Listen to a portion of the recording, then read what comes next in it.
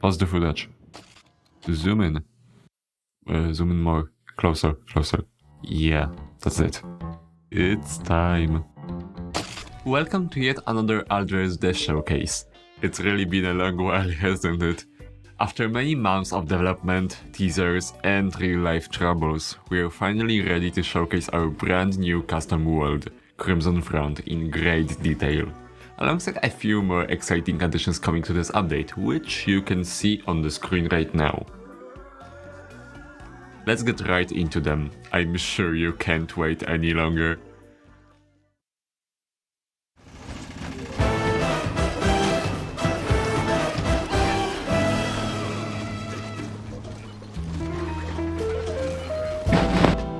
The Crimson Front. This beautifully tinted cliffside is known for its gorgeous views of the vast blue sea and the stunning local beaches. Well, that was before it became a rough battlefield for the plants and zombies. The devious Dr. Zombos has gathered a powerful army and begun manipulating the local climate in order to achieve his ultimate goal. What goal, you may ask? We might find out soon enough. Maybe these journals which we'll collect along our journey will help us understand this better.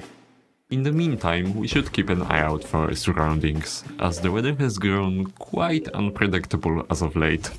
Throughout each level, similarly to how gems switch in Neon Mixtape Tour, the weather will change multiple times between new zombie waves.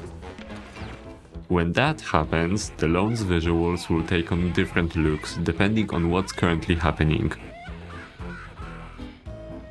On the bottom left of the lawn reside two handy little trackers, which will instantly alert you of each weather change with a sound and visual cue. The left tracker displays the current temperature, while the right tracker shows current precipitation and wind speeds. Weather is not always so erratic though, so when it calms down you will be able to see a neutral weather displayed on the trackers, letting you know that no effects are currently active.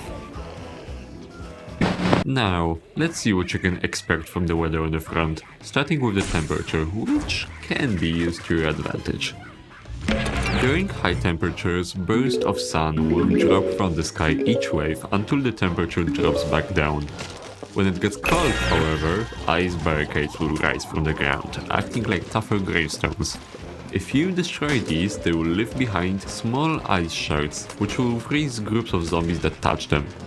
Be quick though, as these barricades will melt if the temperature rises again, and they won't leave behind any shards this way. As you can see, weather effects disappear instantly once the condition changes. Now for the other tracker, which favors the zombies way more. When it's windy, trains will appear on select lanes to boost the speed of zombies there for a short distance. And when it's stormy, lightning will strike down on the lawn, unloading electricity onto nearby zombies, boosting their health. Interesting, isn't it? Only one condition from each tracker can be active at a time, but conditions from both trackers can also coexist, like hot temperatures with wind or cold temperatures with storm. Wait, those icons look different. Usually, during the second half of a level, the weather will get stronger and its effects will also intensify.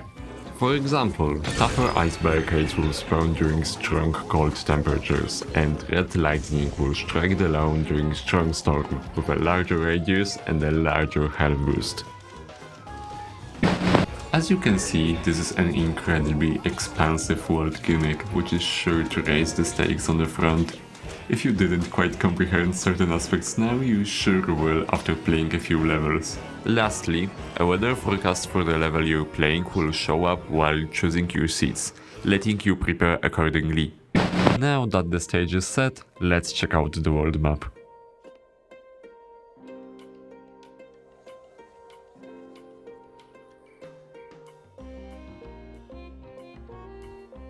Wait, was that? Oh, never mind, I thought I was going insane. Only 3 out of 9 plants introduced in the world are available in the original game. Everyone else is either heavily modified, inspired by other PvZ games, or completely original. These guys will definitely give you an edge in this war. But don't rest just yet, the zombie army isn't short of new recruits either.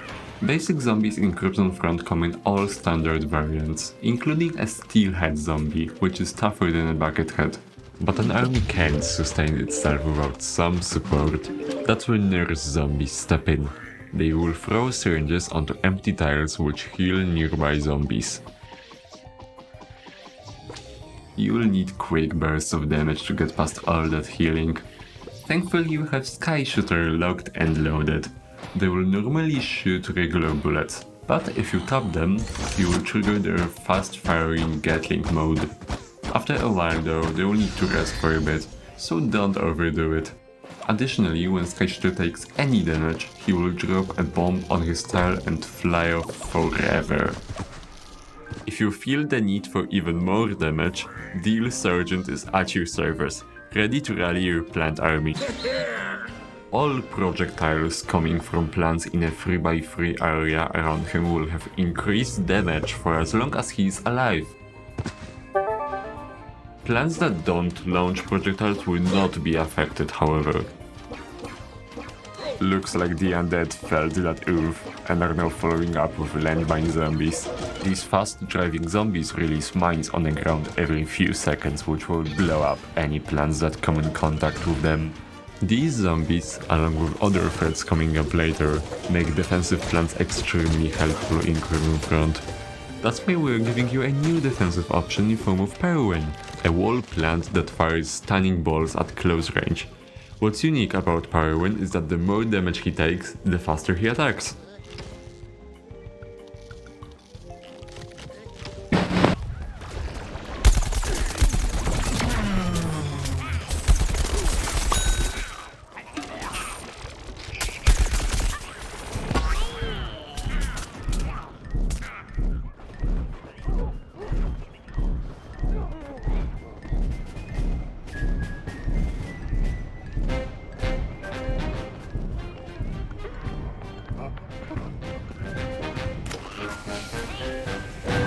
Zombie side, an iconic throw marches in. Foot soldiers throw sting clouds, either to conceal other zombies or to disrupt the visibility of your own plants.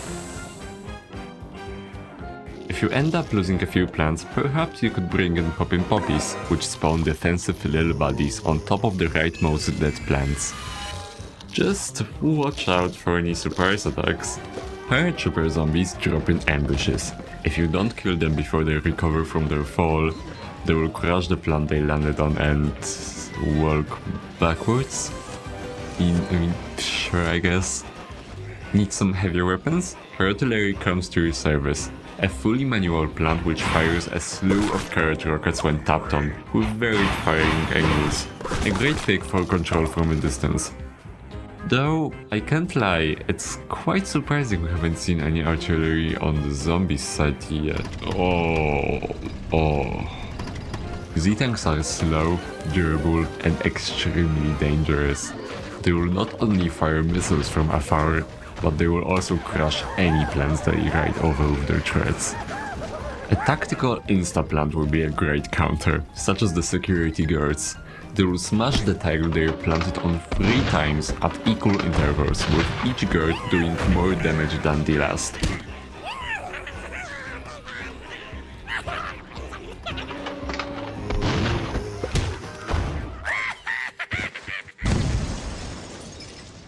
War sure is exhausting, huh? And that's not even all. There will be even more instruments of war in Crimson Front's EX levels for you to discover, such as zombies with gas masks and my favorite new gimmick, turrets. Form a stable defense. Shelter your attacking plant from incoming tank missiles, lead mines and turret projectiles, and you might just scrape by in what's possibly the most unique custom world PvZ2 modding has ever seen. Did I forget anything? Oh, right, the new minigame. Zombotany makes its grand return from PvZ1 to AltverZ, not just as a song anymore. Face off against well-known plant zombie hybrids, like the pea shooter and walnut zombies, as well as brand new ones, like the sky shooter and explodonut zombies. The hectic weather and turrets are sure to make these fights way more dynamic than they originally were, so be vigilant at all times. Okay, now that is all we wanted to show you for Crimson Front. There is still plenty of surprises left in store, but we hope all of this made you all the more excited to jump into the world soon and stop Dr. Zombas' plans. Now for some more new content coming to this AltverZ update. Far Future is the next world receiving a rework after Pirate Seas and Wild West. Many levels were adjusted to accommodate for changes that this alternate future brings, the first of which you can see in this very footage. Jetpack zombies have been reverted to their original behavior, no longer avoiding all straight projectiles.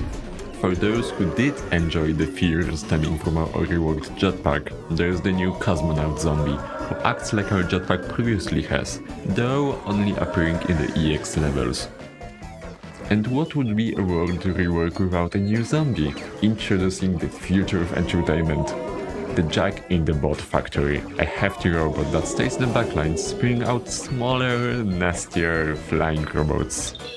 Explosive too, I should add. All these new mechanized menaces and more will be waiting for you in a limited time epic quest, showing off the most interesting level reworks, just like what we had for the previous world reworks. And speaking of quests, a wide range of new bonus challenges and invaded levels featuring unique scenarios are coming in this update, not just for Crimson Front.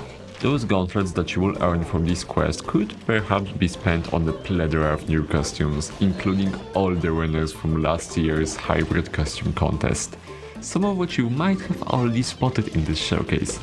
Changes have arrived in dialogue as well, with some conversations early in the mod being rewritten to fit the narrative we are expanding with Crimson Front better. That's something we just can't show you in this showcase, but we are beyond excited to watch you unravel. And as always, we've prepared plenty of bug fixes, balance changes and more bells and whistles for you to discover alongside all the big new content when the update releases on August 9th. Yes, it's actually coming out! We thank you for all the support over the years and hope you'll enjoy everything in this massive update. And that would be all for this dev showcase. See you on the Crimson Front!